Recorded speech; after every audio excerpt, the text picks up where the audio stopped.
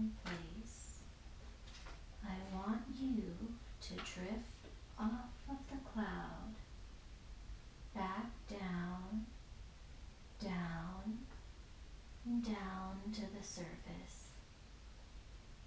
It won't be anything sudden, just like a leaf drifting gently out of a tree, back down to the surface. And as you come back down, I want you to tell me the very first thing that you see down there below you, or the very first impressions that you have as you come back down to the surface.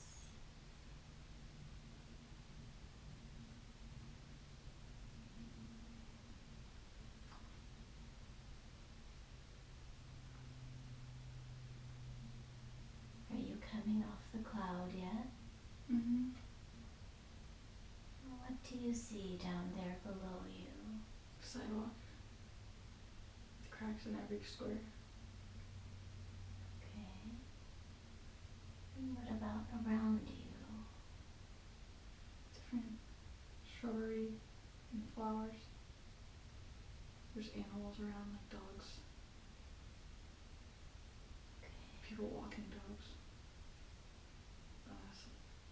Like some kind of Scottish terrier fold kind of dog. The one that looks like it has like a beard. Mm-hmm. Now look down at your feet. Mm-hmm. What are you wearing on your feet? I'm barefoot.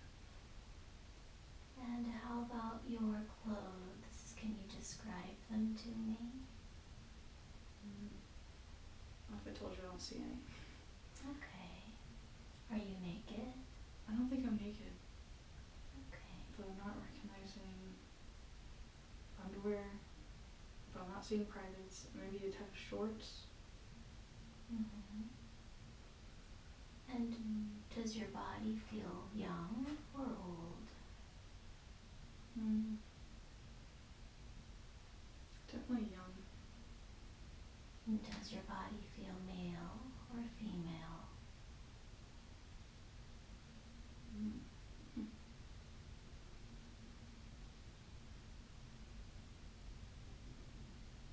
I want to say male. Okay. And around how are you in a child's body at this time? I want to say yes. It's very childlike feelings. Okay. And now let's go ahead and drift away and float away to where it is that you live in that life that you are viewing, where it is that you sleep and eat at. And now you are there. It's a house in a neighborhood.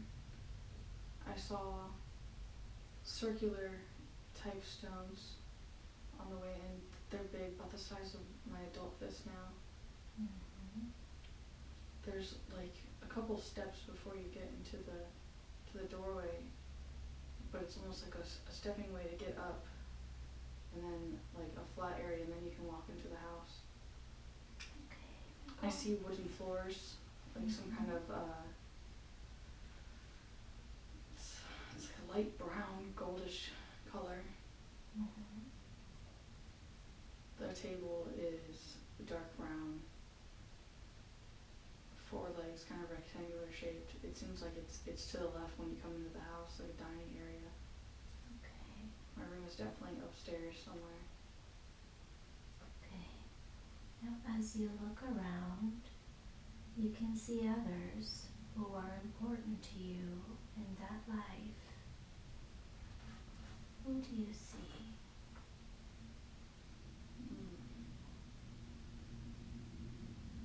Seems like family members, but they're not actual family members now.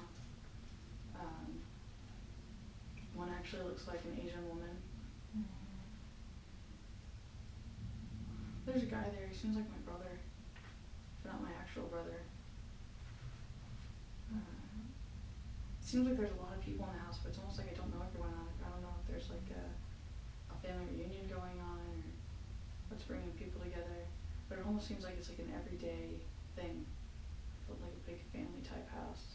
So there's a lot of people every day in that house. Mhm. And as you look at the people around you, what are your feelings toward them? Almost like they're always there, but like they're family, but it's like also that like I don't really know who they are. Okay. If they're like kind of like they're judging me and my character in some aspect too. Mm-hmm. Okay. Now, what is it that you do in that life? How do you spend your time? I see a magnifying glass. I'm like studying stuff. I think it's connected to nature. Okay. And I see games like a basketball.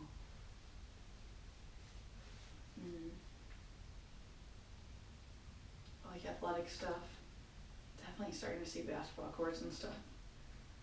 Okay.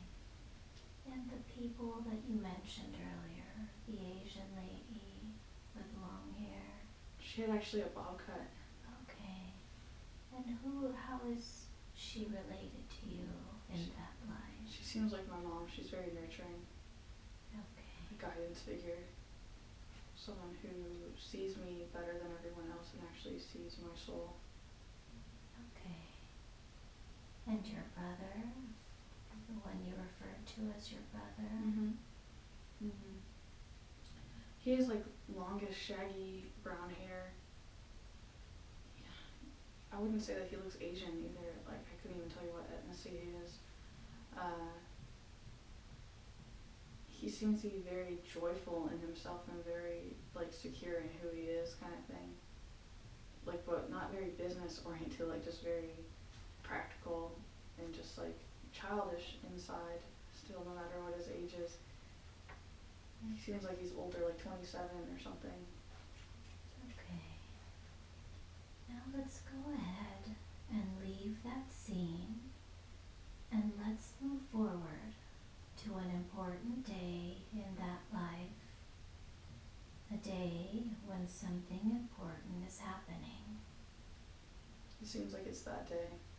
Like there's a lot of family members there and something's going on.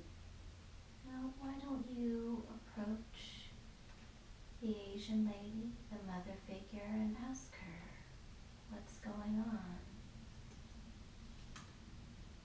I heard my brother's birthday. Okay. Something to do about him. And it's like I'm looking up to them or something. And I want to say like something bad's about to happen to me or something. Like I feel a sense of distress, or like something's around the corner, or just like I'm about to be confronted with a man, or I'm about to be confronted with someone, maybe an uncle, or I can't figure out what's going on. It's kind of making me anxious. Okay. Go ahead and walk around. There's an animal in the house. Seems like it's a dog. It's almost like my familiar, like my buddy, like a friend that's been around a long time, except it's in animal form now. Okay. And does your body still feel like a child? I feel more like a teenager now. Okay. And is there any animosity around you? What does that mean? Any feelings of anger? Yeah, it's like angst. It's like okay. Is that coming from you or from other people? It definitely doesn't seem like it's mine. Okay. I mean, I feel like I'm pushing people away because of that feeling or something like that. Okay. Is there any particular person around you right now that you are? I don't see anybody. I see like I want to say like a naked living room, and there's like a television, and still same colored floors, some kind of passageway that's like an oval almost, but it's like some kind of archway, but it's inside the house. Okay. Is there any particular place that is calling you to explore right now? There's a couch in there, and I guess I'm kind of called to lay on the couch. Okay, go ahead and lay on it. There's also apparently a staircase that's around the corner, and it's tempting to run up there, and it seems like there's like a game room up there or something, like some kind of games, and then it's like almost like a child regression thing. It's like childhood games, like younger. It's like I'm bouncing between ages or something. If you want to go up there, you can go up there. It's almost like I feel like I'm gonna get in trouble, or like I'm not allowed to play with those childish things anymore. Like I'm held to a standard where I'm supposed to be like my brother, basically. Practical. Professional in some aspects, where it's just like leaving childish things behind and being a bigger person, and like almost like I'm pushed to not spend time on those childhood things, where it's like I'm looking at like baby toys or something kind of thing, and I want to regress and like go back to a time where I can actually enjoy those things instead of being pushed to face my feelings. Okay, is there anything else around you that you can see that triggers any particular feelings? I'm struggling to keep seeing. I randomly see flashes of some images. Like I saw a mirror. At some point, it was like a square mirror. It's kind of mounted to the wall, and then like I saw like a flash of like almost another dog or something that was white, and like had like black spots or something like that. Okay. And like a teddy bear. So lots of childhood items. And a reflection, the whole mirror thing. Okay. Now let's go ahead and leave that scene, and let's move forward to another important day in that life. A day when something important is happening. We've now moved forward to another important day. What do you see? It seems like it's some kind of connection to my grandma, though I can't really like figure out where I am right now. Okay, just look around you. It almost seems like I'm outside again. Like there's sidewalk. And like the neighborhood. I don't see grandma. I see kids playing in the road. I see driveways. But you have grandma in your... Yeah, in my head or something. Or like she's looking out for me or something like that, but she's not around. Like I wanted to say that she passed, or at first I thought it was like a funeral, or like I couldn't figure out what it is. It seems like people around me are sad, like the family is, but I've left and gone outside to like avoid the situation or something like that. And how are you feeling? I want to say almost alone, like kicking rocks or something, and it's just like there's some kind of like emptiness inside me, and a little bit of anger, and like not really understanding, and like that also causes more anger. Not having the cognitive ability to really recognize what's happening, and just like feeling mad and sad at the same time. Was your grandma important to you in that life? Yeah, I held her really close to my heart. Okay. Is there anybody else around you right now? No, I saw a lawnmower, like a red one. Okay, and does your body feel much older than the previous one?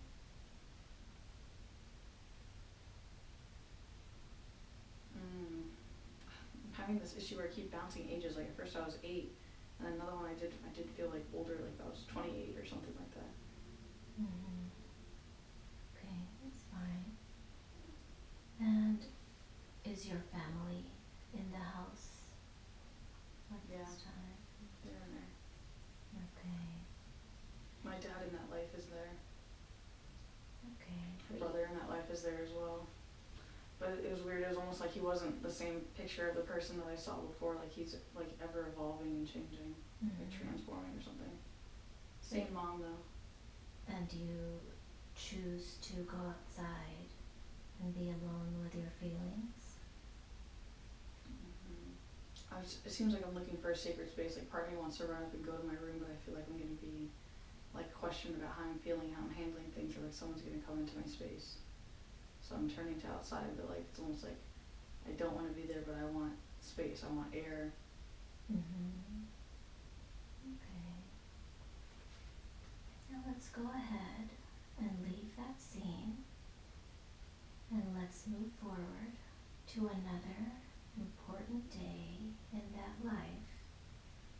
A day when something important is happening. I see college. Okay. I'm not sure if it's, I want to say it's mine. I wanted to almost say it was my brother's, but it seems like it might be mine, or like we're there together. Is he with you? Yeah. Okay, and how are you feeling being in college? I want to say insecure. It's like I'm not as good as him or something like that. And like, even though we're in the same spot, or like maybe I'm watching him grow up and I'm just there watching him go through his thing. It's hard to tell what's going on. Mm-hmm. Is this particular college a place you want to be in? I feel like I almost don't want to be there, but I'm trying to follow my brother's footsteps, so I'm graduating with him the same time or something. Okay. And how does that make you feel to be able to graduate? I felt a feeling like I just did it to prove a point, like I didn't really graduate with something that I really wanted. But like it is something that's useful, but it's not really what I wanted to do. And what is it that you wanted to do?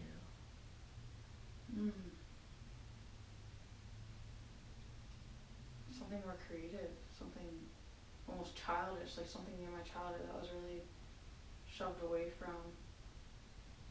Maybe a part of me that I never even got to explore or discover because I felt like I wasn't born in the right family or something. Because there was all these like traditions and standards that were forced upon me. I almost want to say something to do with art or some type of creative expression. So you felt pressured to do something more practical. Okay. Now let's go ahead and leave that scene, and let's move forward to another important day in that life. A day when something important is happening. I'm at another funeral.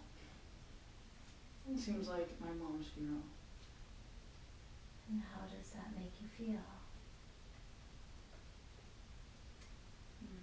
A sense of sadness or loss. It's just like I'm like looking at a casket or something. It's like, now what? Okay. Is your brother there with you? Yeah, he's crying. Is there anybody else around there with you that you recognize? Nobody I recognize, but I know one's an aunt. I don't see the father, but I think he's upset and he's hiding like in the bathroom. He's hiding somewhere. Okay. We haven't really seen your father in this lifetime. Is he still part of the family, or are they separated? It seems like he's distant. Like I almost wanted to say at first that he's not alive, but he's like with us. It's like, I don't know, it's like a weird thing. It's hard to really recognize what's happening with him. Okay. Or like as if he's like a very leader figure, like he's too hard on us or something like that. So is he the one that pushes you to be more practical? Or was it Yeah, you? he's definitely the more practical one, while she was like more nurturing and understanding. Okay. So do you feel like you're losing that support? Yeah, and like almost like an anger, bad feeling that like it should have been him instead or something. Okay. Is there anything else that is, as you look around, is there anything else that you would like to explore in this scene? I keep seeing like some kind of tables with like flowers full of vases. Like that kind of stands out. Like they're like white flowers inside some kind of like glass vase thing. There's some kind of music going on in the background too, but it's like not like typical funeral music. Like it's just like maybe it was like my mom's favorite kind of music or something. I've never even heard this kind of genre before. And how does the music feel to you? almost feels like a part of her.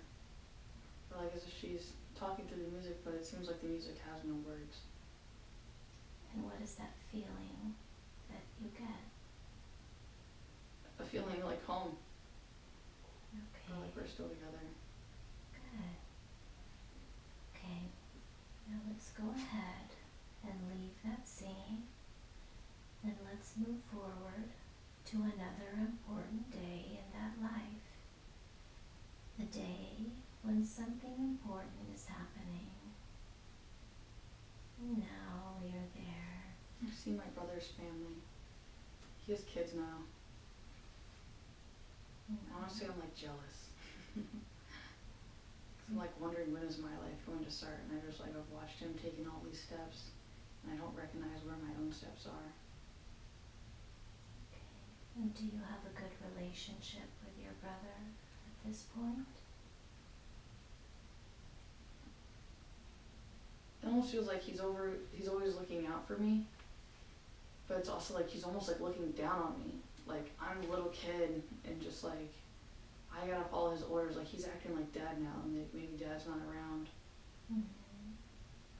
And like I'm watching his kids, and I'm at his house. I'm like in his yard or something like that. Do you live with him?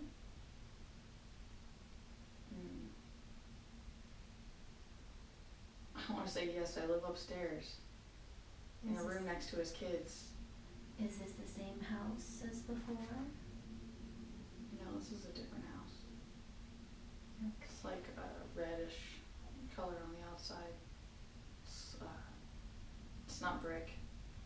It's like concrete house. Mm-hmm. Okay.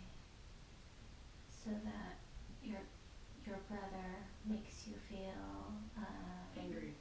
Okay. Lots of anger in this house, and like I want to run away, but I have nowhere else to go. Like I haven't figured my life out, and just it's almost like I'm pointing fingers at him or something. Like he's the only example I've really had. And like I'm seeking something else that I can't quite find anywhere, that I'm supposed to find within myself. Okay. Well, let's go ahead and leave that scene, and let's move forward to another important day in that life. A day when something important is happening. I see my wife. She has long black hair. She's like a beautiful, I almost want to say Asian woman again. Like I don't know, I'm bad with cultures and stuff. Mm-hmm. I don't know, she's beautiful long black hair. She's not in her wedding dress. We're already married. Or like, yeah, I feel like I'm definitely already married to her. And I don't really know what we're doing. I really just see her. Like no matter. And how do you feel as you look at her? I feel in love and like I'm happy. Like I have like what I've been searching for, longing for, the things that I wanted, or like how my father may have felt when he had my mom. Mm-hmm. But like I have something better than my brother finally. Mm-hmm. And how did you meet? I want to say over dinner or in school. Okay. So you have loving feelings towards her. Okay. I almost feel like I left that scene and like she betrayed me. At some point she betrays me. She cheats on me or something. It really like leaves me crushed. Okay, and how did she cheat on you? She didn't really mean to. Like she just fell in love with someone else. Okay, and that crushed you? I think that I just wanted her to be happy. So yeah, it did hurt me, though. I just felt like maybe she picked the wrong person, or like we moved quickly, or like that was like a stepping stone for what's to come in the future. Mm-hmm.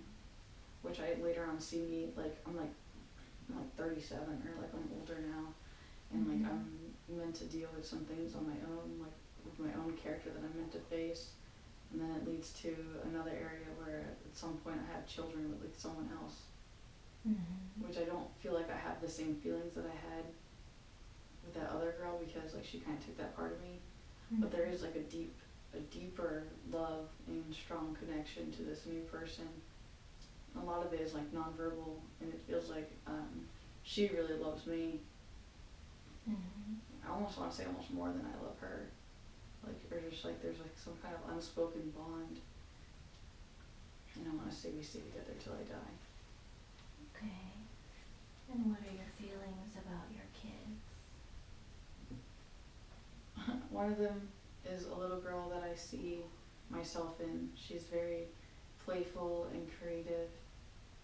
And then the son is a little bit more practical, and he likes basketball and likes outdoor things. But in a way, it's like he has his own approach of that creative stuff by him being more athletic and more hands-on type stuff, while the little girl is more like dancing and creative expressions and like arts, music. Okay. Well, let's go ahead and move forward to one more important day in that life. Why do I keep going to funerals? I see the wife in a casket now, and I'm with my kids. Okay.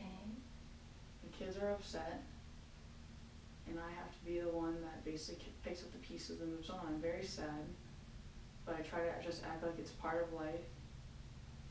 I think I'm like really old, man. Like, seems like at first I thought I was younger, but no, now I see like I'm kind of old. Maybe I'm like 80. My kids are older, like not even 15. They're older than 15. 20s, 30s. They're strong. I want to say the girl's crying. The boy's playing kind of hard, but he's obviously really pained. He's like biting his lip or something. And well, I just have to, like, I see myself more as like an Asian man now too.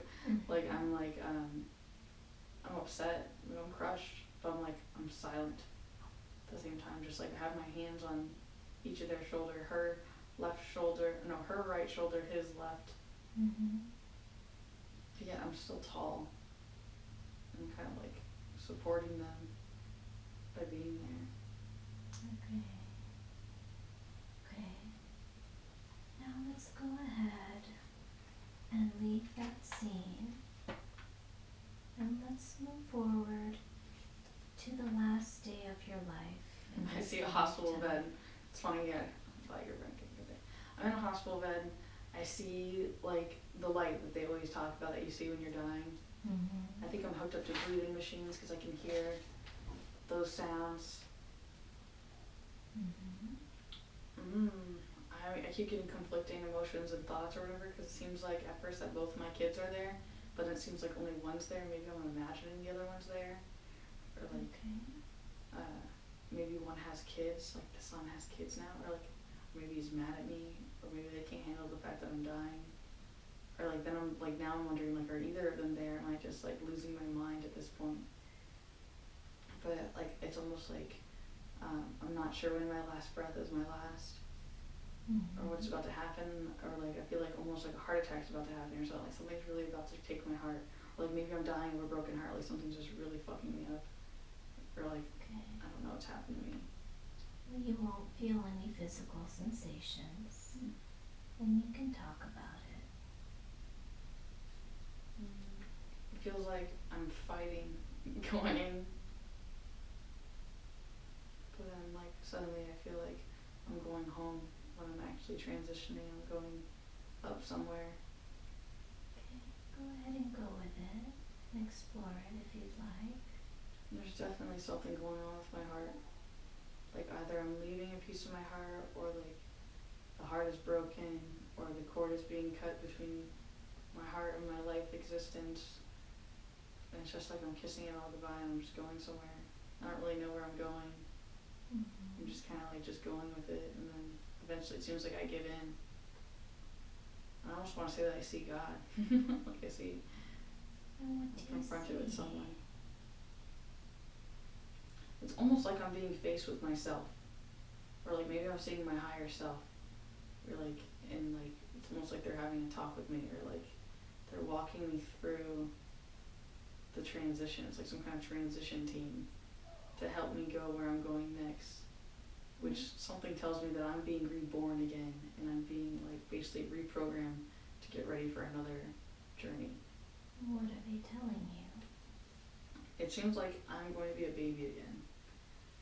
Okay. And like they're schooling me or whatever, and like telling me not to get so hung up on the things that happened, and like almost talking about the lessons that happened.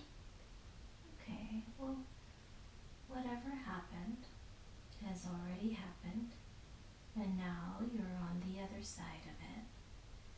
And from that position, you can look back at the entire life and see it from a different perspective.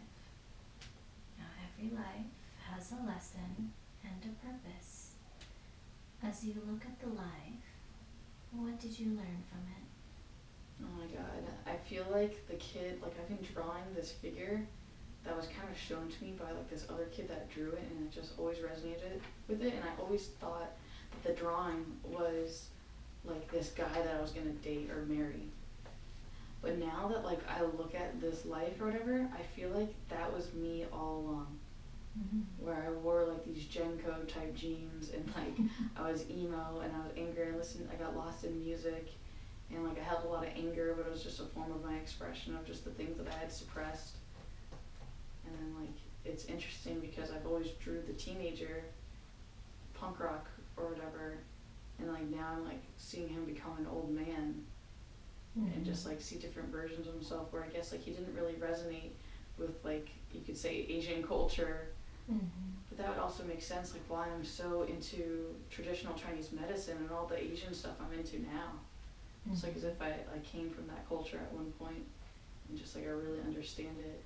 And maybe that's, I don't know, I almost feel like maybe my father was pushing down my throat for me to become like an Asian medicine doctor, and I fought it all my life, and now that I'm here in this life, like I know that I'm meant to do that because it's something I left behind. Mm-hmm. And that's why my initials are TCM. Mm-hmm. Just like reminding me of my purpose, or part of my soul's reason for being here. Mm-hmm. Okay. Well, how does it feel to be where you are now? Oh, I'm home. Oh, good, good. Okay. Now let's go ahead and move away from that scene, drifting away and moving away, drifting away and moving away. It's hard to move away because I'm like looking back on like some kind of like black crack in my heart, or like a pain, like I'm leaving something behind, and like it's some type of pain that I bring with me inside every life, and it's like there's no escaping it. It's within. No matter what life I'm born into, it's with me. It's like some sort of heartache of just like not feeling like I belong, or not like I'm like everyone else. Mm-hmm. Something painful. Okay.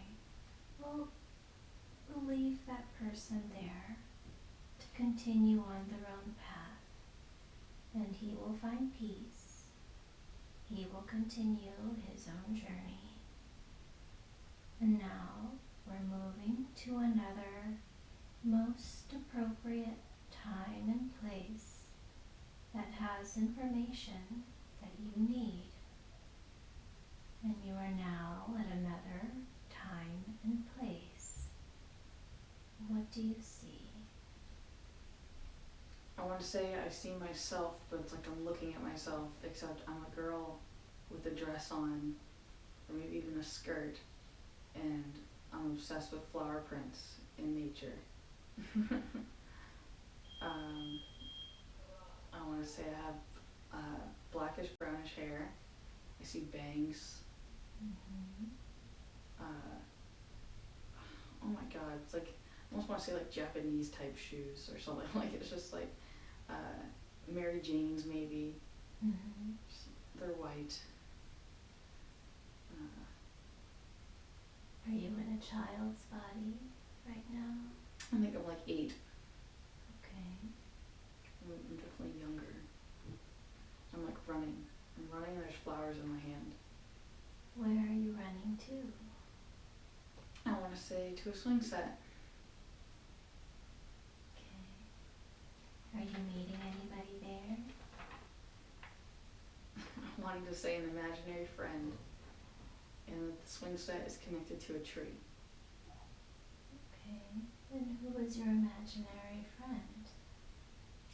It seems like a boy who actually might even be like a ghost or something. But like we have a connection and we play, and like there's some form of communication that occurs like without words. There's just a way of understanding. It's like someone that I spend time with. And I feel like my parents give me like a lot of freedom. Like I'm just allowed to do whatever I want. I'm just like, I'm being grown up by Earth. Like Earth is my mother kind of thing. Like I'm just like learning at the hands or wings of God. Okay. And what about your clothes? What are you wearing right now? I see like it's like a white dress or something, but there's like colorful patterns on it. Like it almost seems like the blouse type is like tucked in to the skirt or something, like 'cause the skirt comes out more poofy. And I see pink, like I think the skirt is pink and the top is white, and then there's like purplish flowers on it.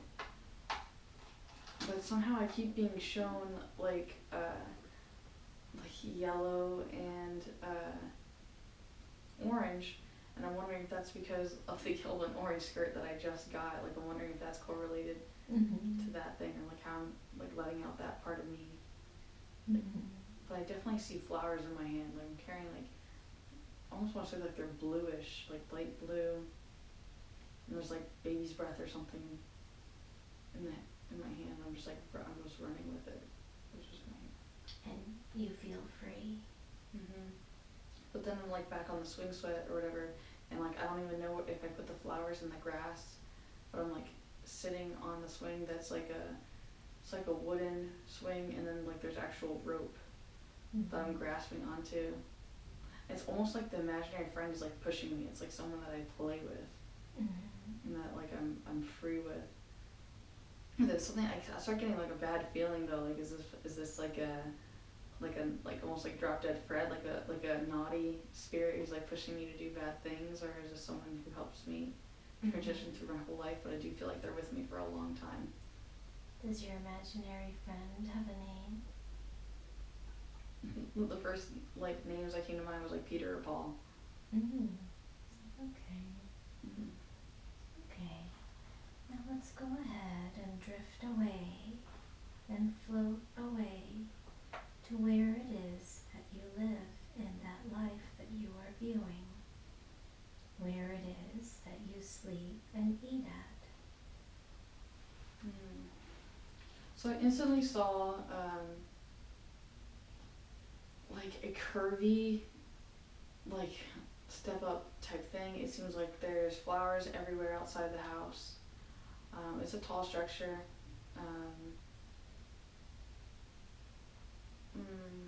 I want to say it's one floor. There's no upstairs. The kitchen is kind of far back. Like when you walk into the house, you kind of have to go like deep into the house a little bit. It's almost like the center of the house kind of thing. It's like a little meeting area. There's a sliding glass door by the by the kitchen area or whatever, by the dining room table, so you can see into the garden that's outside, where there's like purple and red type flowers that are blooming.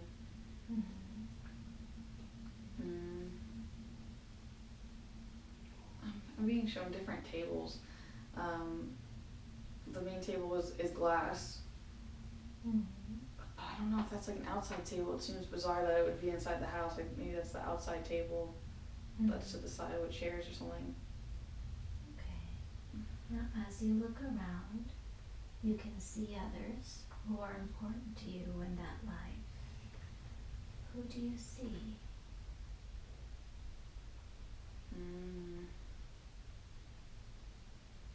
I think I have a sister.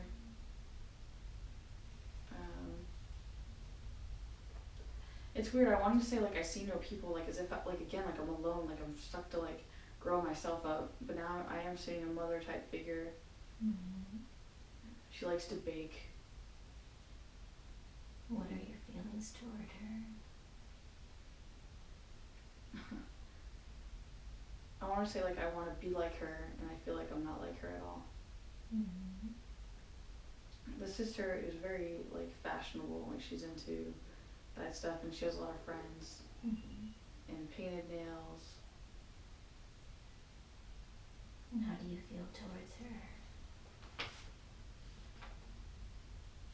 I think I'm looking up to her, or like I'm wondering how can I be like her or whatever, because I think it's weird, like I wanted to say I'm a tomboy, Mm-hmm. but like it's weird because I was just wearing a dress. I was super girly, but I was encouraged to go that way.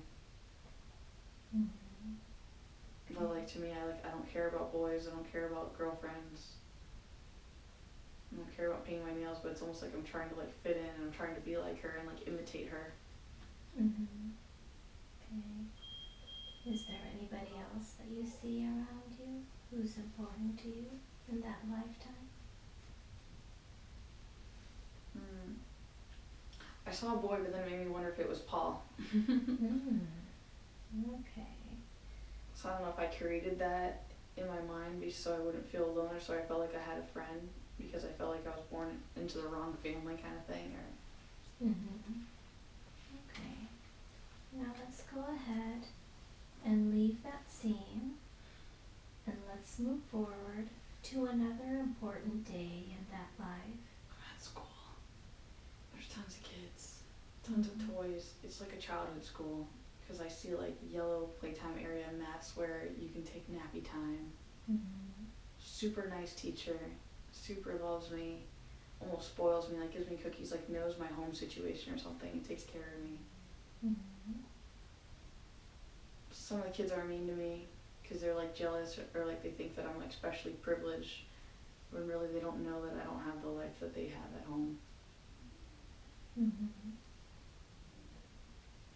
And do you have any friends in that class? I see a blonde boy with like almost like a bowl cut. Mm-hmm. And he's nice to me, and I think that we're friends and we like play in the sandbox. And I keep getting called to like some kind of book. There's like a book there that I like to read, and I read it over and over again, kind of thing. Like I enjoy getting lost in the story time or something that brings me comfort. And maybe he likes that book too, or something. There's something that brings us together for some reason. Okay, so this class is a happy place for you? Yeah, it's like a getaway. Okay. Now let's go ahead and leave that scene, and let's move forward to another important day in that life. A day when something important is happening. What do you see? I want to say I'm in high school, and then I wanted to say like maybe I'm in detention or something. Like I'm in a place where it's like childish things are to be left behind, and I got in trouble for something, like I was bad, and like I'm waiting for like my parents to come meet me inside the office, and it seems like my dad's the one who's coming to handle the situation and kind of talk with the principal or something like that. But it's like my dad's really understanding, and like, but he's also like very to the point how I need to like grow up or see things, or how I need to be.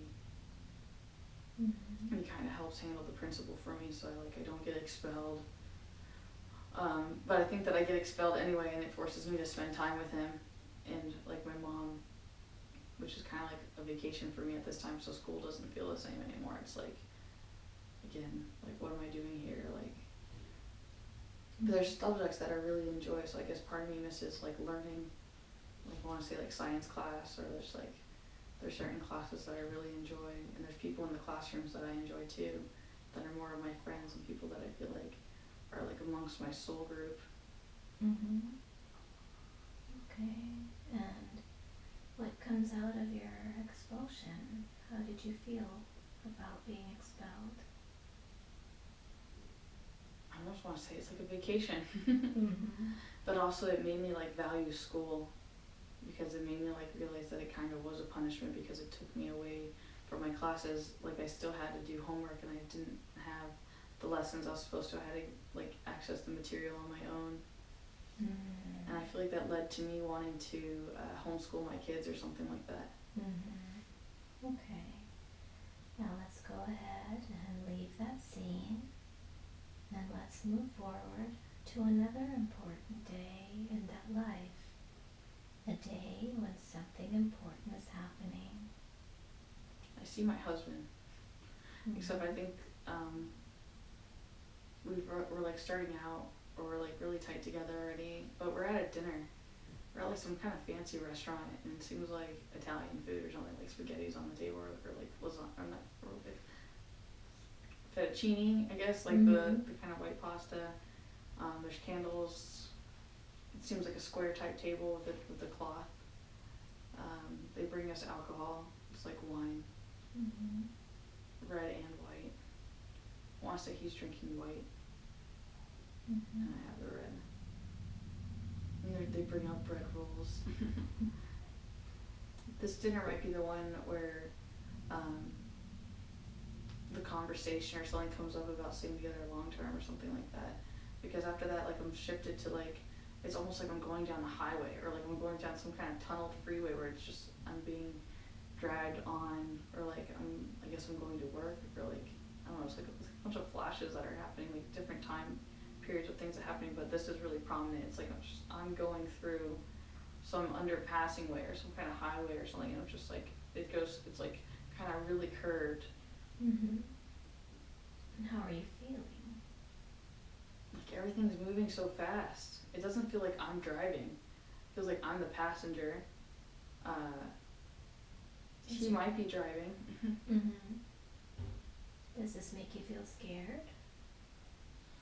Definitely a bit frightened, or just like a little confused at the turns and ways that things are going, or like, yeah, like just things are happening really fast, like to the point where like I'm missing all the things that are happening on the outside kind of thing, or just like, or like I'm not really enjoying my life. I'm fully immersed in something else. Like either I'm immersed in the relationship with him, or like I'm too much in my work. Like I keep kind of seeing myself like in a business suit, like some kind of high heels, like white pumps, and like some kind of lady dress business suit thing, which is like bluish. So you feel like life is moving too fast for you to enjoy it? Okay. I end up having kids though, and I almost want to say 2 little girls. What are your feelings towards having kids? I feel like it's like my mom. Like I'm like my mom, because my mom had 2 girls. And so like, it's like I'm being forced into her shoes, and she's not here anymore. Or I feel like I was wrong when I said that like mom was there at one point to see my kids, but now in the point I'm at, I guess she's not there anymore. And now I have to be the big girl or whatever. And then same thing. One of them is like me, like tomboy. And the other one is kind of like really girly and really sensitive and doesn't want to get her feet dirty kind of thing. And the other one's kind of like more the free spirit, like running around imaginary friends and like getting lost in the nothingness. Or my husband's supportive. He loves them both. I'm almost shocked that he's like around this long and is like a good man. And then I guess I fast forward to another important event where it's like he's suddenly ill and in the hospital bed, and I have to hold his hand. And the little girls are pained and they're upset, and it seems like they're young. Like maybe 6. And the other one's like 12 or something like that, so she has to like baby the other one.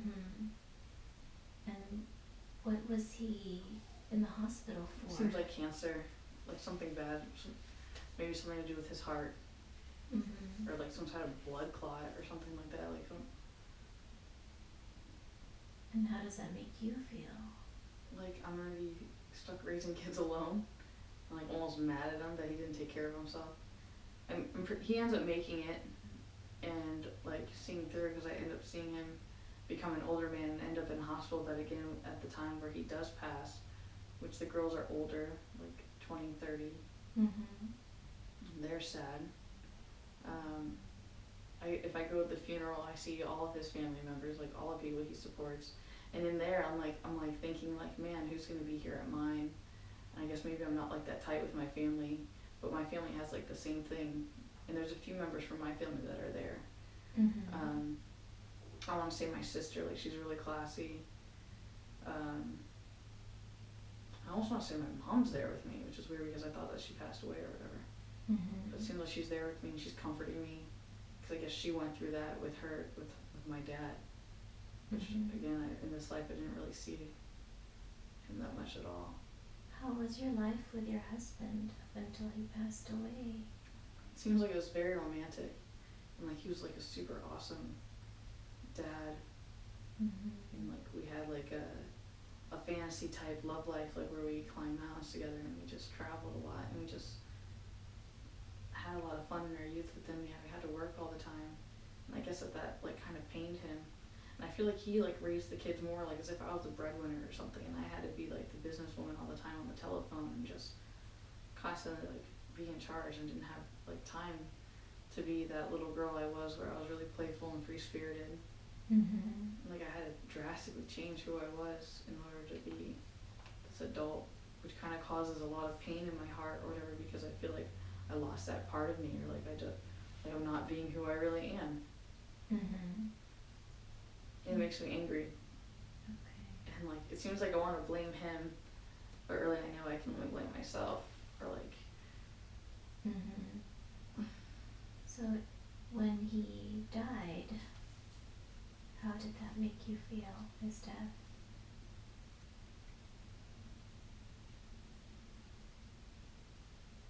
I want to say like empty. Like I'll never love again, or like I'm not looking for another guy or anything. It does seem like I find someone else, and then like I also had this weird thought that I had like a brother, but it's like he's not involved in my life at all. And like it seems like maybe he shows up after the loss of my husband, so that's kind of like a good thing that we like made amends and reconnected. And he has like a wife. Okay, let's go ahead and leave that scene, and let's move forward to another important day in that life. My child's getting married. Okay. There's white chairs everywhere, pop-up foldable chairs. We're outside.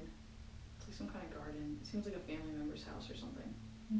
Which reminds me of my actual real life brother's wedding.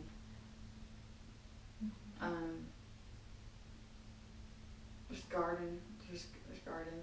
There's like portable wine station or whatever.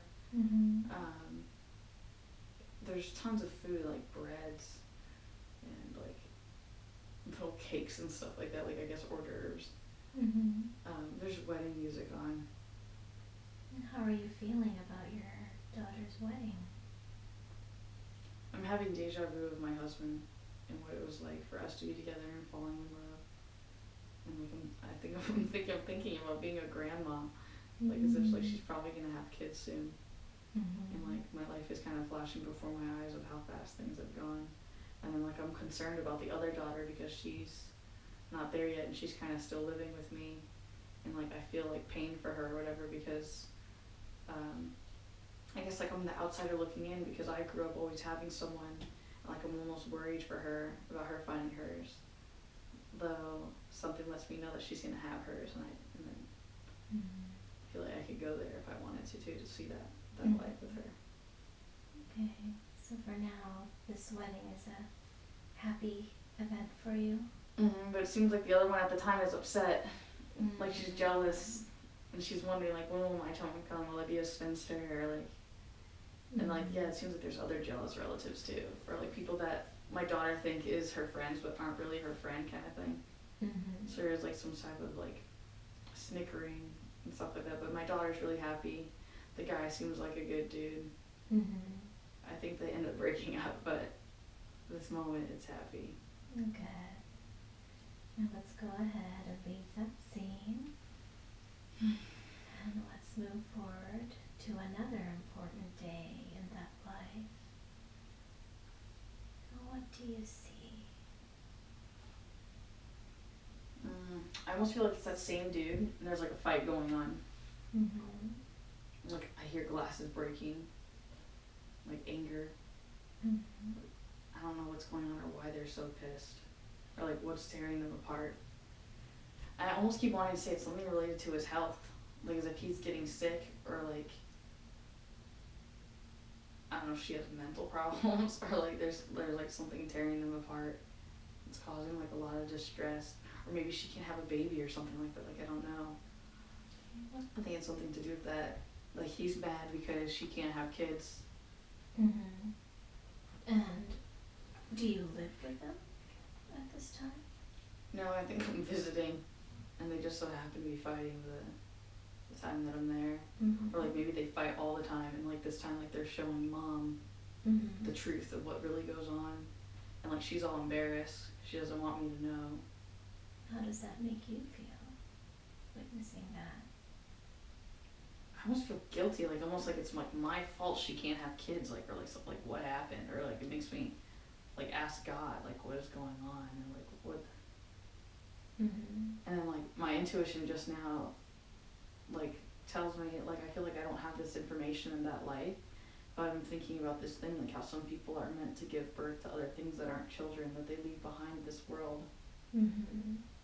I think that she does. I think she creates like a business. She does something else. So it was like kind of meant to be, and she couldn't have done that unless this relationship had fallen apart, which he moves on and has a family with another girl or whatever, but she's still upset, and I don't know if she ever finds love again. Okay. Unless she kind of closes herself off and just drowns in her business, Mhm. which kind of pains me because I feel like I did that majority of my life even while I had somebody. Mhm. And then I see that one who got married kind of upset because she watches the other girl get her family and kids. Her sister. Mm-hmm. Okay.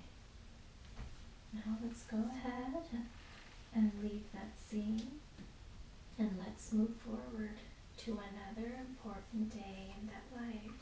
I think I'm like 53 and I'm sick in bed, like at the house, at my whatever house I live in. And like my kids, or like somebody's there, people are there, like looking down on me.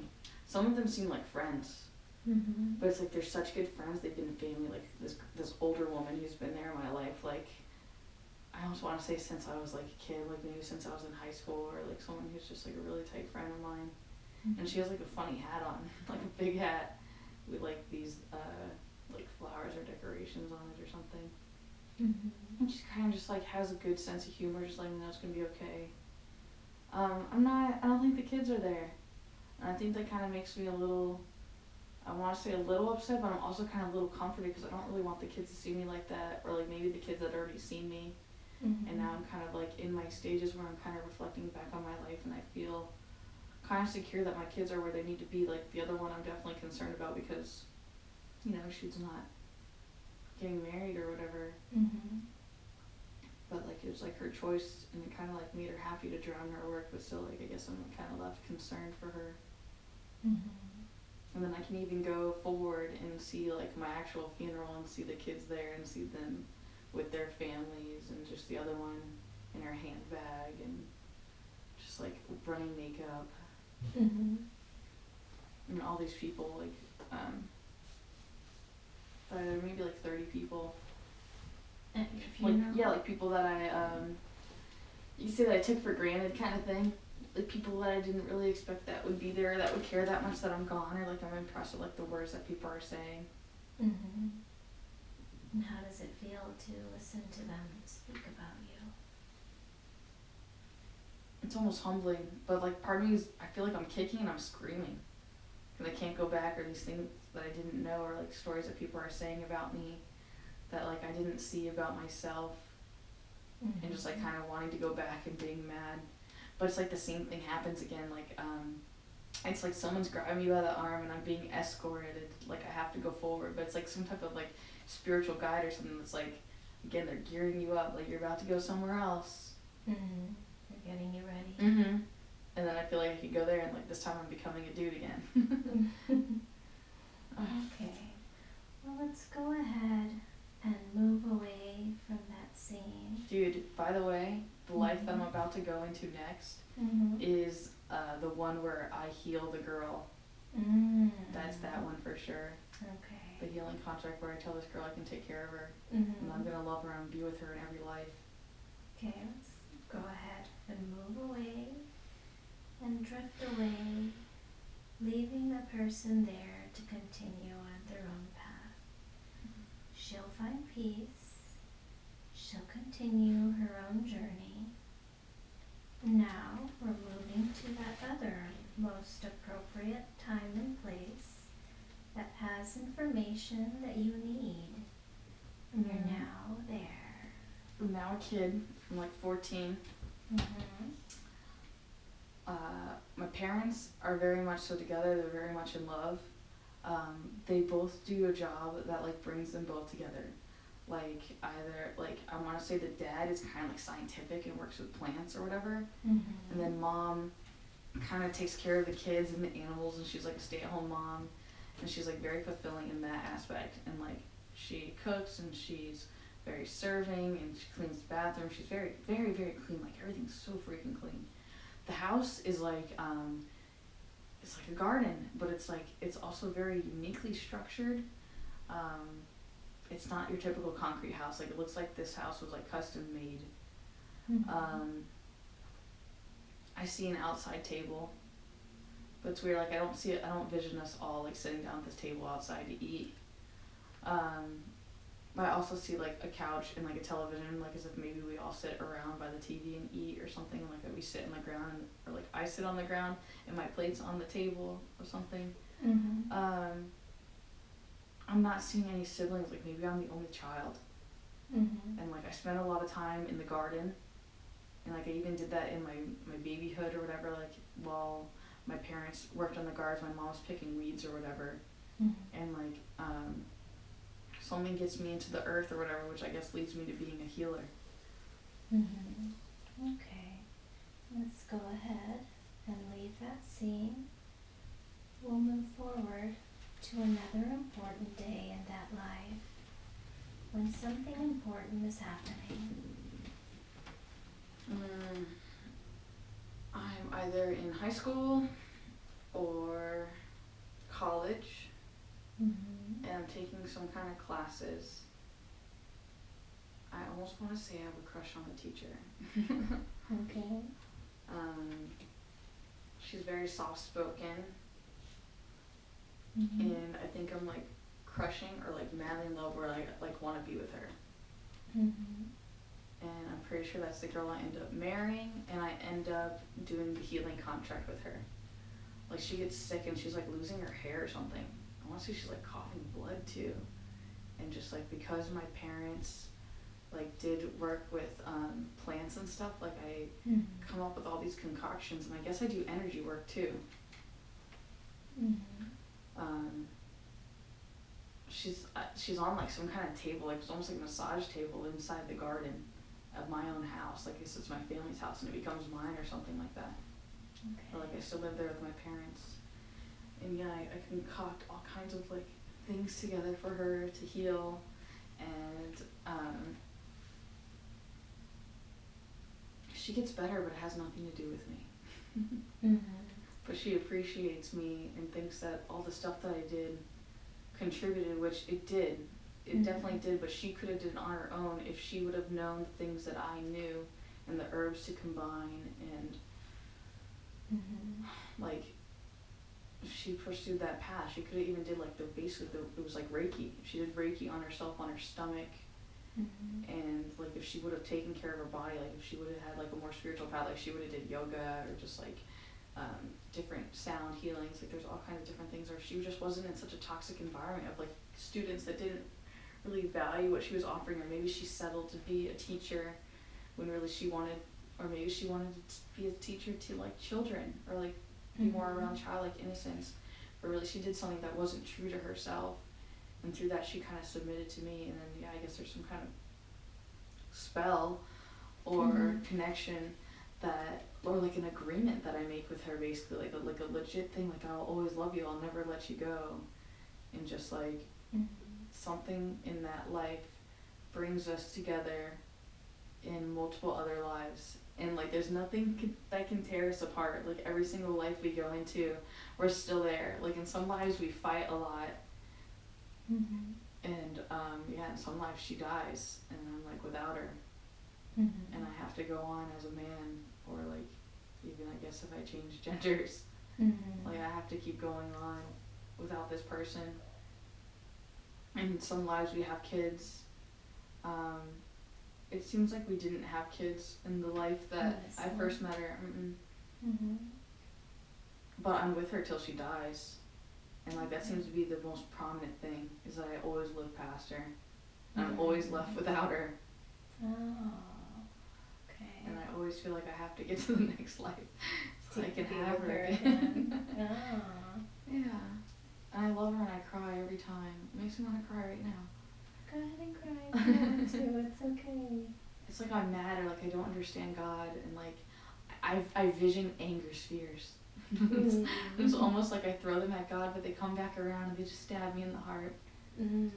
Like I can't escape them, and they're like thorns in the garden.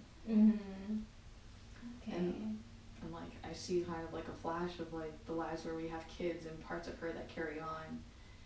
And like there's parts of her everywhere, and I think that those are seeds of people that are in my life all the time, because we gave birth to that. Like there was a power of that, but it seems like there's like a curse on the earth, and it's funny that this is coming up because I've thought about this so many times, how like it seems like love is forbidden on the planet, and just like everyone's kept away from their true love, or like everyone's taken away from their divine will, and like there's like, you could say like Satanism or something like really shoved down mankind, like some type of poison we're all forced to drink, where we're just like not allowed to be together, and like exactly like you get shocked, like like an electrical zappage punishment, like it's forbidden, kind of like in Tank Girl, like when you're not allowed to drink water, like it's like a substance that like so few are allowed to have, and if you get caught having it, they might take away your partner, which might be part of the reason why she dies a lot of times. Okay. It's weird too, because it almost seems like this goes on into a futuristic future. Like super futuristic, like apocalyptic type stuff, and then I also seen like super more steampunky, like flying around cars. Like it seems like it goes that far. With her, your connection. Yeah, so I don't know if we go to another planet, or like, it seems like it's actually a futuristic Earth, where that actually goes on, where like it's just like in the movies, like there's buildings that are super high up in the air, mechanical people, basically like robots, like police, like robots. Well, for this life that we're looking at, let's go ahead and move forward to another important day in that life that might give us more information. We're in some kind of Victorian home. She's still alive. She's in the kitchen. She's cooking. I'm upstairs. I'm doing something. I think I have like an office up here or something. I think I'm like a writer, or like for some reason I'm writing. And like she's trying to get me to come downstairs and eat a meal with her, but I feel like I'm neglecting her, I'm pushing her away, and I'm submerging in my work again. Because I feel like I'm writing something big that's gonna really change the world, or change the way people look at this one thing. And then like I feel like almost sadness, like as if I was supposed to be writing a letter to her instead, or like that was like a moment that I lost, or just like something that was a waste of time, or like maybe I burned the pages, or like something that the time just was like, it was stupid for me to not just to submerge myself into being with her and sitting at the table, because she worked really hard. It seems like she's gotten into herbs like a lot, like it seems like we grew shit in the garden, and that she like it's almost like, it's weird. Like at first I was in like a Victorian type place, so I don't know if the other house was like that or what, but it seems like the outside is still the same. It's like the garden's there, like she can pick all the plants. I guess she picked all of the spinach, and she picked like the peppers, and just like everything's fresh from the garden that she collected in her basket, and she's prepped it all nice, and she's just like sipping a glass of wine, just like waiting for me to come downstairs, to the point where eventually she has to come upstairs and convince me to come down. Which seems like I could have gotten into a fight with her, but something tells me to give in, so instead of getting mad, I come down. Okay. And what was the book that you were writing about? I want to say it has something to do with plants. Okay. That might explain why you're suddenly having interest. Yeah, like it's from that past life. Plants, yeah. Okay. Now let's go ahead and leave that scene, and let's move forward to another important day in that life. A day when something important is happening. I'm going crazy because I'm in a garden and I think I just saw a fairy. It's like, and I feel like I'm losing my mind, and I'm trying to explain to my wife about how, like, magic is real. And, like, I feel like in this life, I'm learning about past lives, and that I know that I existed in a realm, or that I'm, like, explaining how multiple realms are occurring, how some people just can't see them, like, see the spirits, or, like, see the, sprites, or whatever you want to call them, the fairies type things. And I'm trying to get her to believe in, like, mystical things. And really, she's just really gentle with me. Like, but at the same time, like, it's like she doesn't believe, but it's like she's giving me the freedom to explore this level of myself, or the things that I'm getting into. And she doesn't think that I'm crazy. She thinks that I should be writing about this, or maybe writing more of, like, a children's book, or writing things. And it seems like she's ready to have kids. Okay. But, like, I feel like she thinks that I'm being childish or something. She's, like, a little bit concerned with my behavior and how, like, obsessed with my work I am. Okay. And I feel like she dies upset that we don't have kids. So she was ready, but you didn't have any kids? Like, I pushed her off, or, like, I just had an excuse after excuse, or just, like, maybe we didn't make love that much, really, because I was so obsessed with work, and, like, I didn't value her as much as she valued me, because she basically valued me because she thought that I saved her life. So she kind of felt, like, in servitude to me. But at the same time, like, there was a time, like, when we first met, where I really, really loved her, like, back at that high school or whatever, when I really, really just thought she was magical just in her voice. And then that kind of flashed me to her funeral, like, when she's there, like, I'm a crying mess. And I'm miserable because all I can remember is her voice, and how it took me away, and how I fell in love, and all the times I could have spent with her, like that dinner for some reason, that's, like, a huge thing that replays in my mind over and over again, thinking of all the times that were just, like, the simplest of moments that we could have really enjoyed our time together, or how, like, the few little times where we got away from the house, where we're sitting, like, in a Jeep or whatever at the top, like, where we can see the beach, and how I can hear the seagulls screeching, or just, like, how we just sit there, and how I wish for more time with her. And I guess that's, at that moment, is when I make an official, like, it seems like a weaving of baskets, but of our souls together, where it's like I choose to not let her go, and to make sure that we connect again. And then my life goes on where I'm still in the garden. I think that I'm pretty sure I die in the garden, and the neighbors find me, and I'm amongst all my plants. And I want to say that, I almost want to say that I killed myself. Like, I ingested some kind of poisonous plant, like I knew better. Well, let's go ahead. Let's see. Let's go ahead and go forward to the last day of your life in this lifetime that we're watching. What do you see? I'm like a madman. Like Mad Hatter style, just, like, crazy. Hair's all stringy. I feel like I'm young. I almost want to say, like, I'm 52, or, like, not too old. And just, I'm energized, I'm wired. I feel like I've been drinking coffee, or, like, I've just been up for days. And, like, I almost just had a vision that I spend time in the garden, because I think I see her sometimes, and I hear her laughter in the woods. And then something calls to me to drink poison, basically. And, like, there's some kind of, like, I almost want to say, like, poison ivy. It's, like, some kind of plant that's, like, kind of like a dusty white on it too, and, like, kind of like a spiky looking plant. And I want to say that I eat some of the leaves, and that, like, maybe that's not enough. Because I see me, like, having, like, some kind of mortar type thing, or like I'm making a flower essence out of the leaves itself, and then I drink it.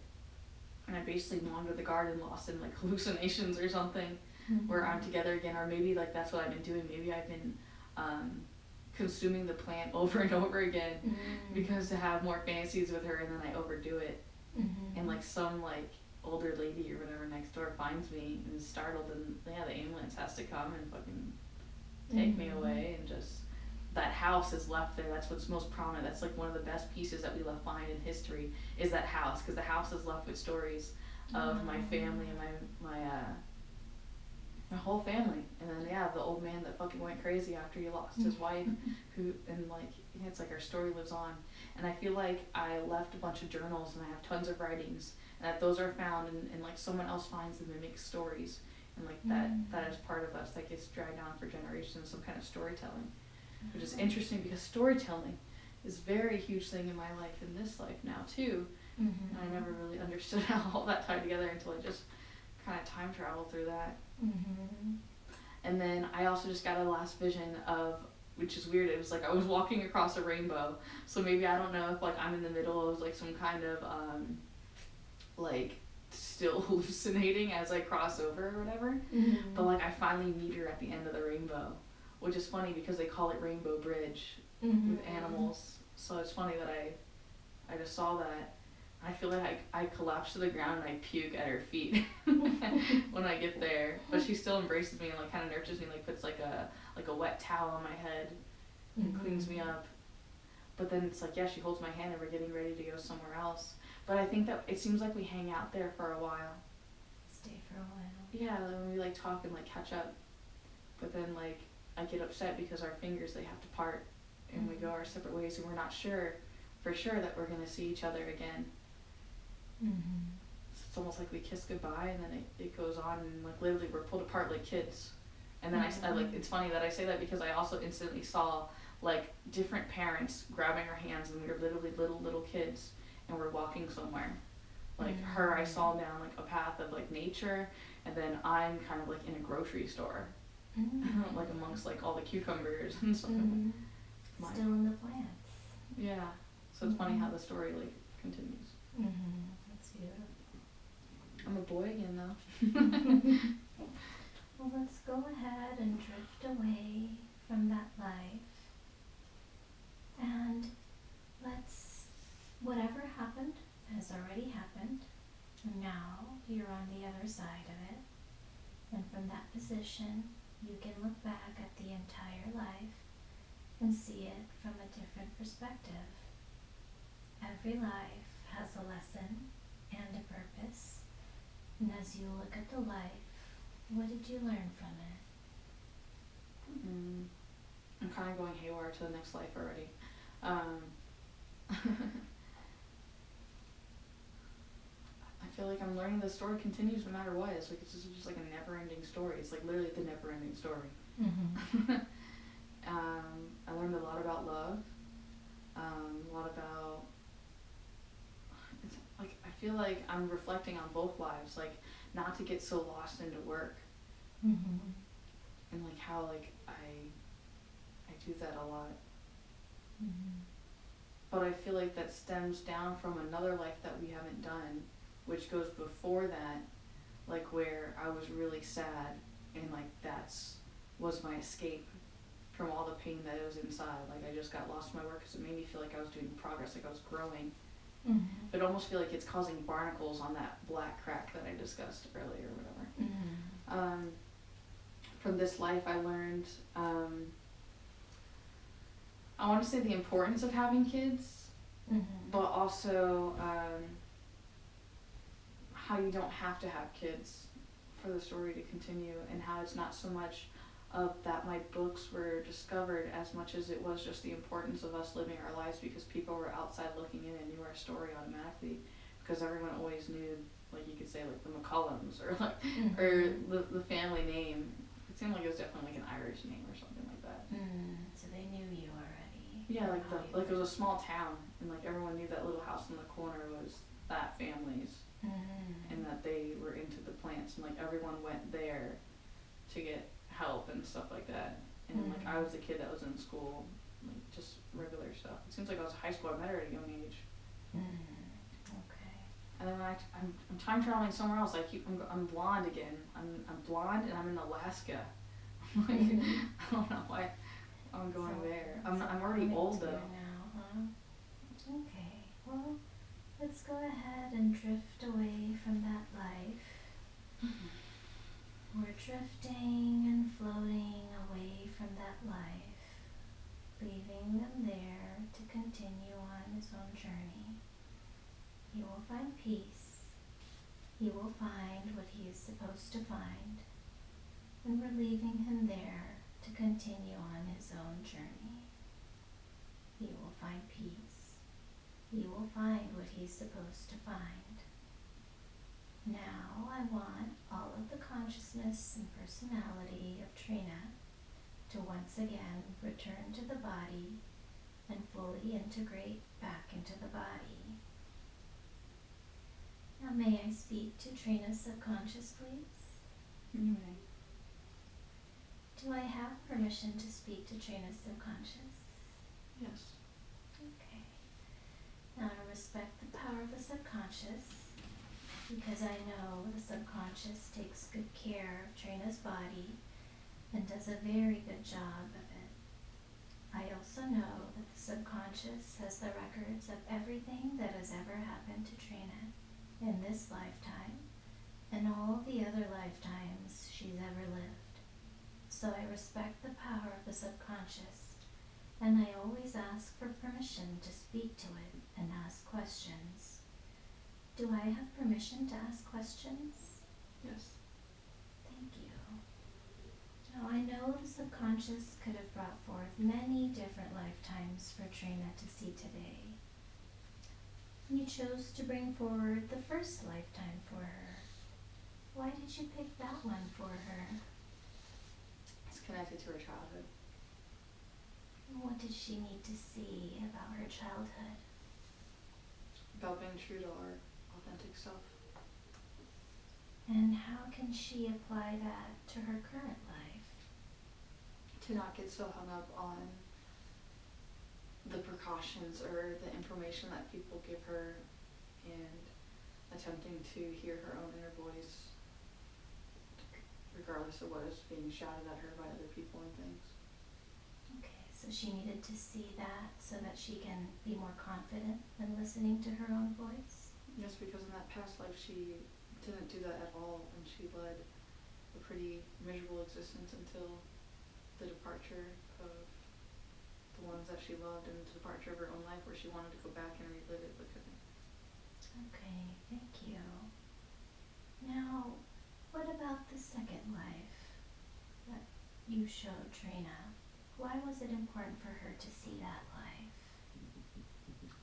It's more to do with the childhood innocence and also the very beginning of, or one of the most important beginnings of the flowers, and how something so simplistic brought her happiness when everything else was chaos. So those flowers that she was carrying to the swing set were very important. Up to the flowers that were even at the daughter's wedding, and also even going back to the past life before that where the flowers were sitting upon the table of the funeral.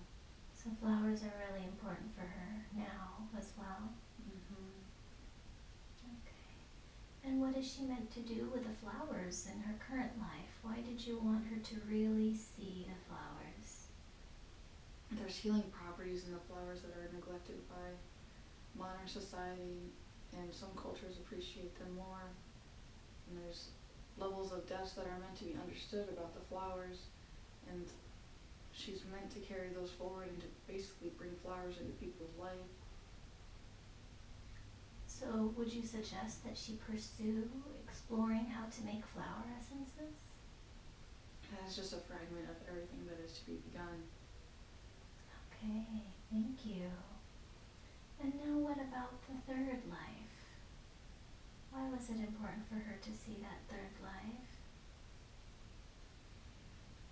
A couple reasons, because she really wanted to know about the spell and pact and binding that had been occurring in the life. She's obsessed with the flowers and knowing more information about that and the herbs, and she just needs to understand that it's just basically part of our history and how the legacy kind of continues, and there's still so much more Yet her biggest thing is to not get so lost in the work, which would be really easy to do for anyone to get lost in the flowers. Okay, so in this life now that she's currently living, are you cautioning her against getting lost in the work if she does pursue exploring the healing properties of flowers in this life? Absolutely. She already works too hard, and basically sometimes she doesn't even know that she's working because she's so passionate about what she's doing, and some of the things needs to have all of those childlike innocences that she had before to be applied, so that way she can offer that kind of genuine support to other people, because people don't want to deal with the hard business-oriented person. They want that childlike innocence of healing to be able to access their true authentic self, which a lot of it boils down for people to get in touch with nature again from where they formed. Thank you for that. And I think that leads to her question about her purpose in this life. What is her purpose in this lifetime? All I hear is healing. Healing, okay. And what type of work is she meant to do? You mentioned flowers, you mentioned healing. Guidance. Guidance for whom? I hear children, though it's weird because it's like adults' inner kids that they never really nurture, or that they were abused. Mm-hmm. It's a lot of people that have dealt with trauma in multiple levels of trauma. A lot of it is self-inflicted. Mm-hmm. So she's meant to help people and guide people to heal that inner child. And to get in touch with their divine blueprint as well. Okay, thank you. And regarding the third life that you showed her, it showed her, work with the flowers, and it also showed her information about that, her healing contract. Is she meant to continue that contract?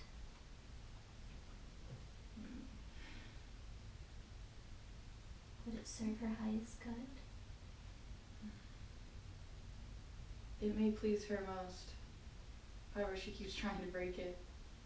Okay. It brings a lot of pain and misunderstanding to her life. Though in every lifetime she feels like that person's there on the other side, and she's always called to that person. Mm-hmm. And it gets frustrating when you can't find that person. And how can she fully heal from that story or that contract? By finding the love within herself and passions that have nothing to do with people. Okay, thank you. And going back to her soul's purpose, one of her questions connected to that soul's purpose is, when will she go home? She would like to know. This feels like a joke because I heard soon. Mm-hmm. It's like I'm not meant to know. Okay. And in regards to her work, we covered that with her purpose, her soul's purpose. She'd like to know, how will she make money to support herself in this lifetime? By doing what she loves to do. Is that anything and everything? It seems like it is. It seems like a big joke on me, frankly. Okay. I'm not being shown precisions like I was interested in. I am being shown more herbs and like the tools that I was mentioning before. Like I see a pesto and mortar, I guess it's called. Mm-hmm. And I'm meant to like actually learn how to work with those tools and learn how to cook. And that there's other ways that I'm meant to serve that I'm not really diving into because it makes me uncomfortable. And apparently maybe I haven't really fully done that in my lives. Like usually people have cooked for me in my past lives, it seems like. Mm-hmm. Okay. And in terms of the steps that she needs to take to reach or to fulfill her purpose here on Earth, can you give her any ideas of what some of those steps are? Can you give her clear ideas? So I see school is screen number one. Mhm. The next thing is people, like learning through people and interactions. And then that leads to the next thing, which is experiences, that there are signs being shown every day, and to basically learn as much as you can. And just like you were asking her or me to, what did I learn from that? Which triggers another memory of something that happened in real life, where when my grandfather passed away, who I actually felt a very strong resonance with, even though I never met him at his funeral, I felt like I knew him. They told a story of him after he died, about how he would always ask the girls, tell me 3 things you learned today. And now I'm kind of being triggered why that's really important, again, into how that needs to be brought with me on a daily basis. Okay, good. And is there any place specifically on Earth that Trina will do best or be happiest at? By the ocean or around nature and flowers. Okay. She might have to build somewhere like that. Okay. Maybe she can build that house again from that third life. It sounds very beautiful. It's amazing. Yeah. And in terms of relationships, Trina would like to know, what is her connection and what is the purpose of her connection with DTS? The first thing that I was shown before you asked this question was about how I feel like it does have some kind of correlation to the contract. Like maybe it's connected to that, and somehow at one point the contract was broken, or like something, or like she, well, I just got triggered another vision. It seems like at some life I was brought to like an elemental realm where, yeah, I was a witch and I created some kind of spell or something like that. Like I was shown this before too, like where I attached someone to me, like to help keep this away. Or so I would stop dying of a broken heart when really it attached something else to me, which now like apparently I'm in like another pattern.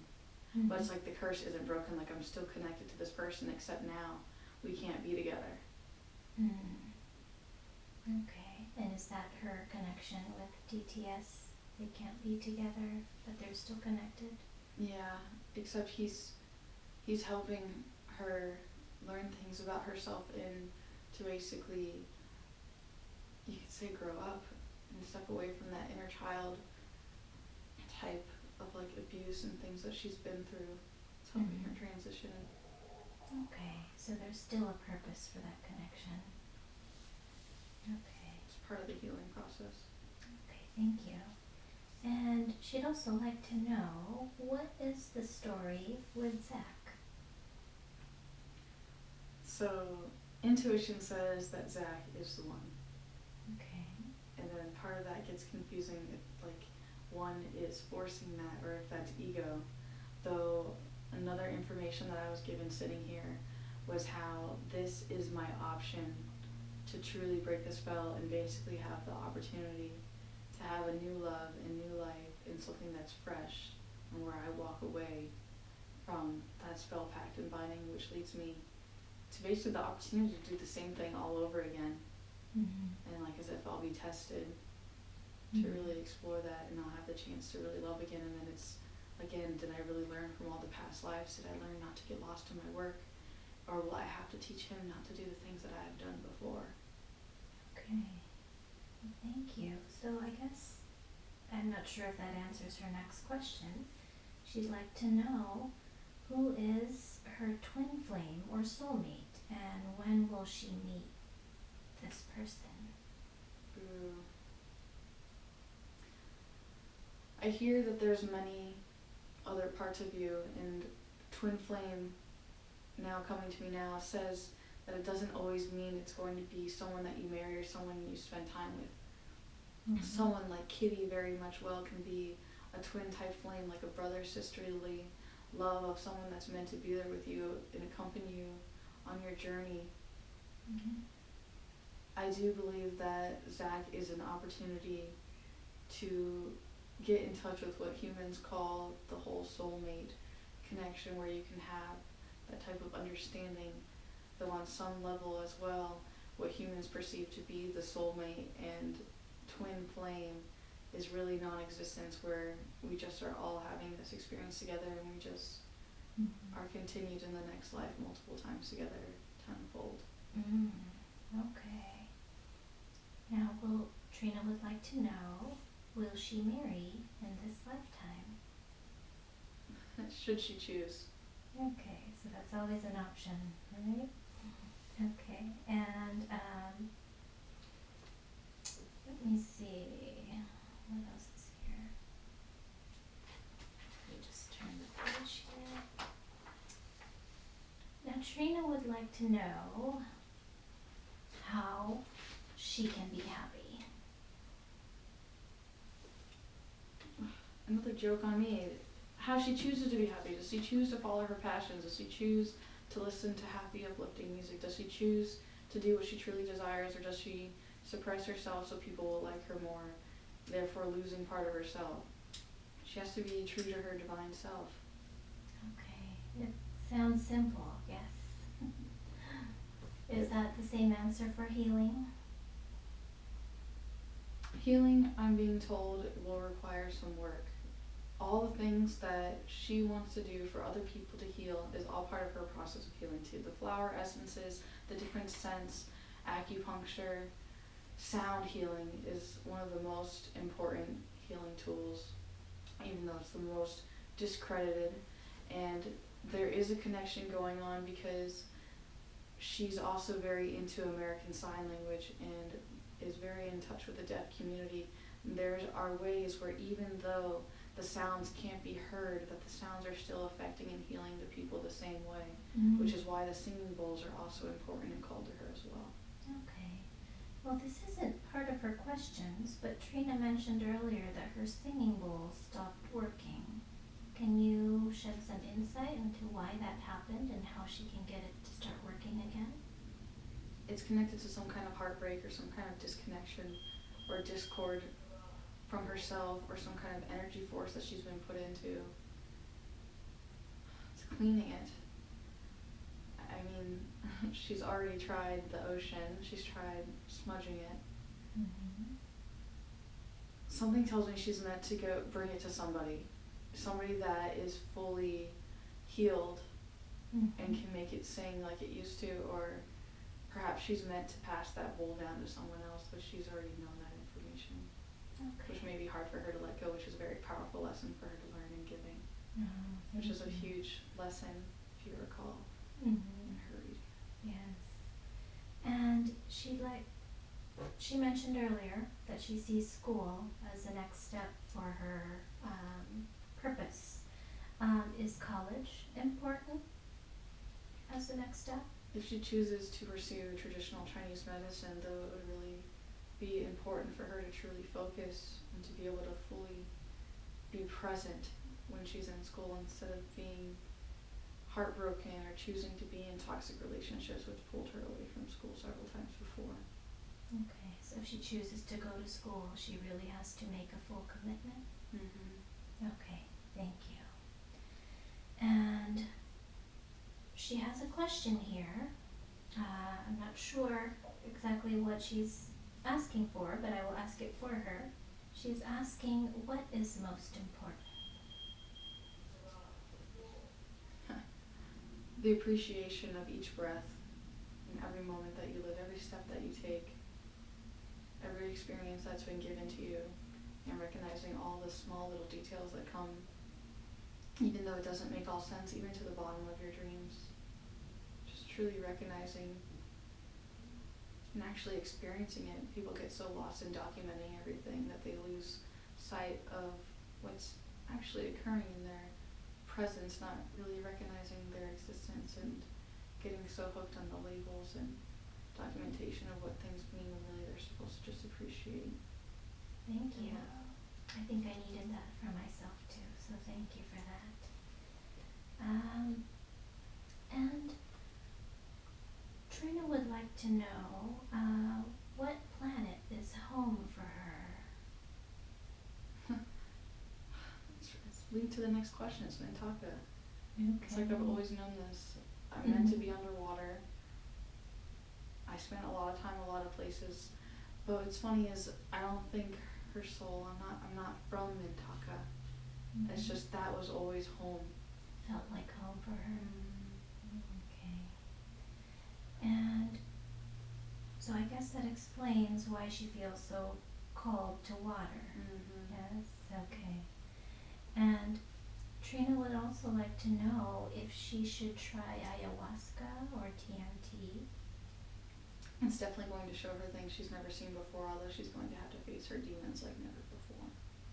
So do you suggest then that she pursue experiencing those substances? One must just recognize that once you do it, there's no going back. The veil, once it's torn and you can see, you can't unsee what's been shown. Yes. It's like ripping off a Band-Aid. Okay, thank you. And do you suggest any crystals that would best assist Trina on her journey?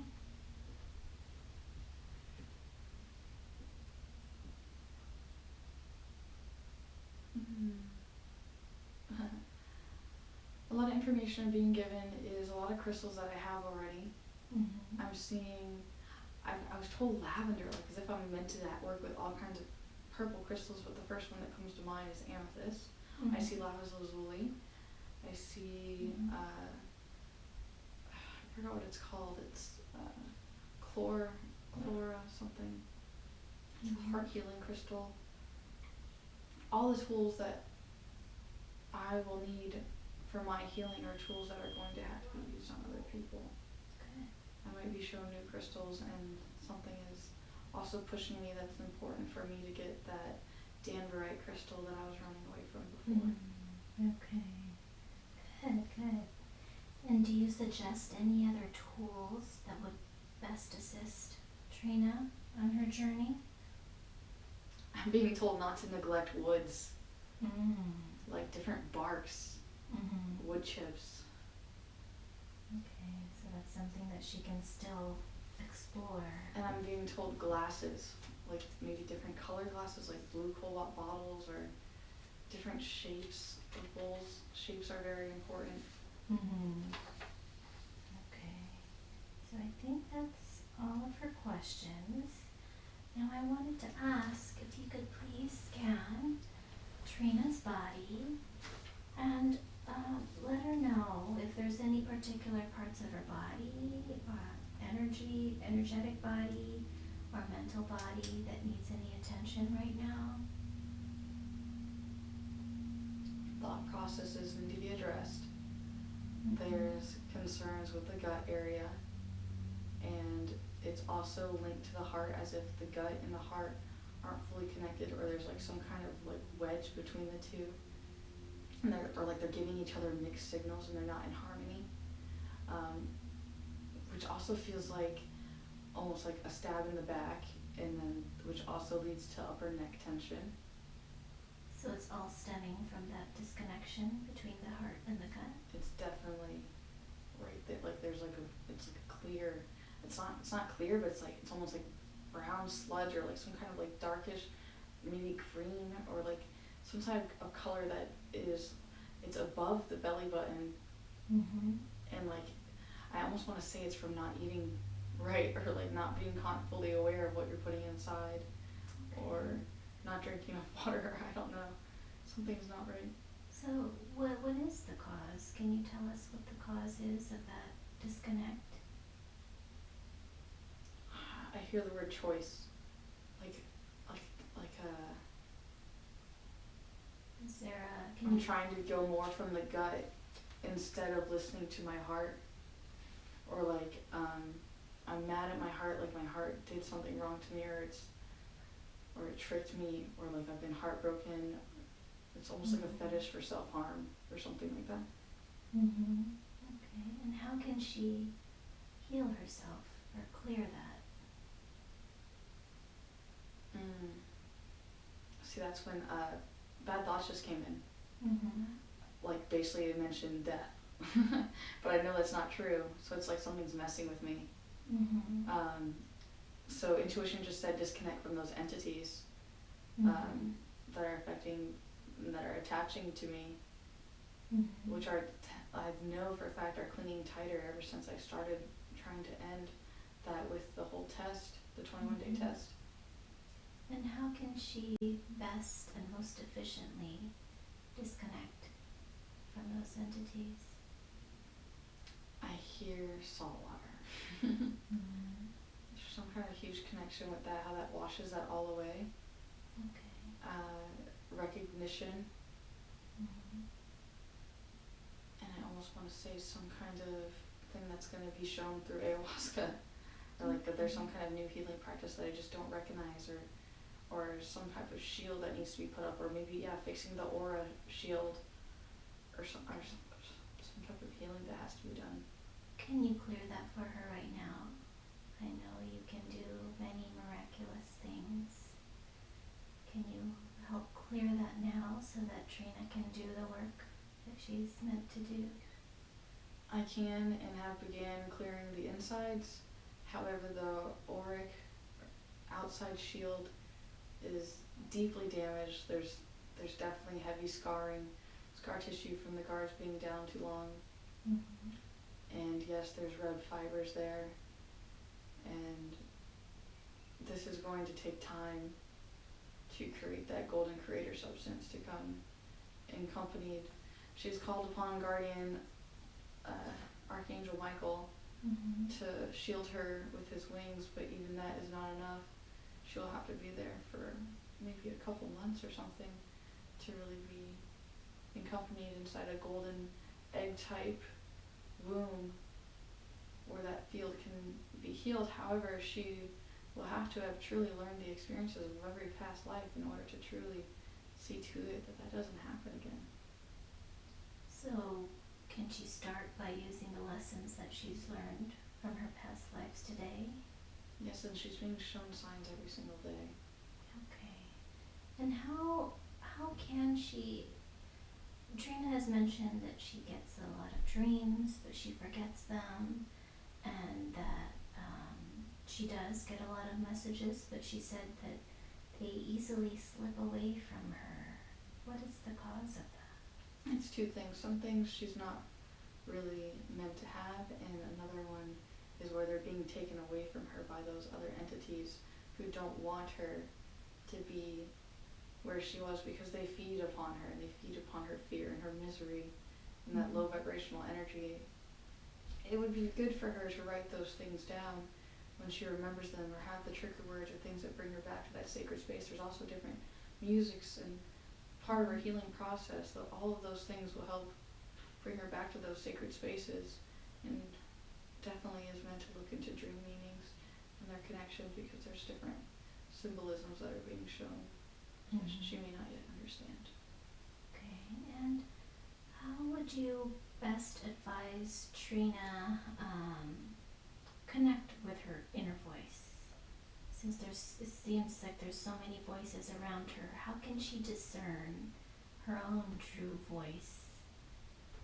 I'm definitely being told that one needs more massages, like to kind of like get out of the body and to really feel your own true authentic self, instead of all the tensions that are held within, all the burdens that you carry of everyone else, all the voices that you hear. It's easy to get lost to yourself also in darkness. Mm-hmm. You need complete darkness and silence. Mm-hmm. Though I'm also being shown the word in the whole essence of mindfulness, how one must be present even no matter how loud a child is screaming. Mm-hmm. One must be able to recognize that peace, that inner voice that lies within. Okay, thank you. Now, going back to the body scan, you said you were trying to clear some of the sludge or the disconnection between her heart and her gut. Is there anything else in her body that needs any attention right now?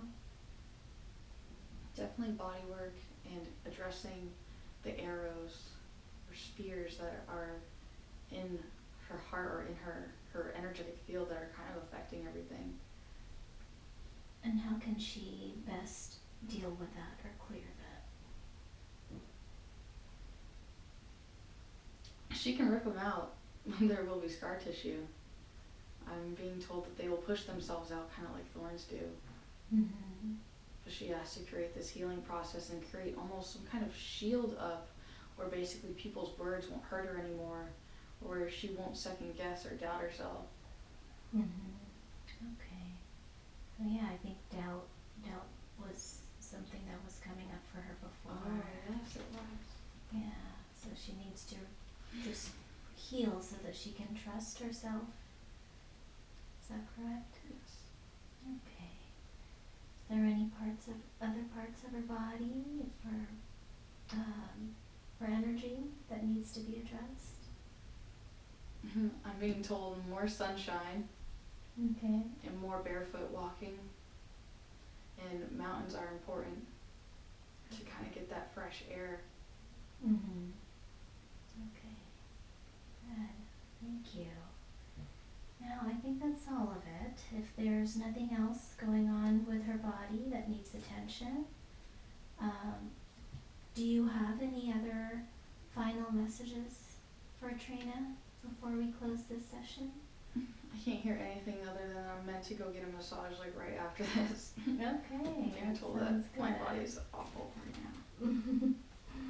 now. Okay. Well, thank you so much for the help, the assistance, and the guidance that you've provided for us today. So now I'm going to go ahead and ask the subconscious to recede to where it belongs, with much love and much thanks for the help and information it has been giving Trina today. I know she's really going to appreciate it. And I want the entities from the other lives that we were speaking with to also recede into the past to the time where they belong, with much love and much thanks for the information they have given us.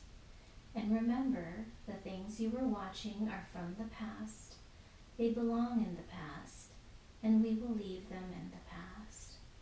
We've only brought them forward as a curiosity to learn from, to have information to help with the present lifetime. In that way, they are valuable and have importance.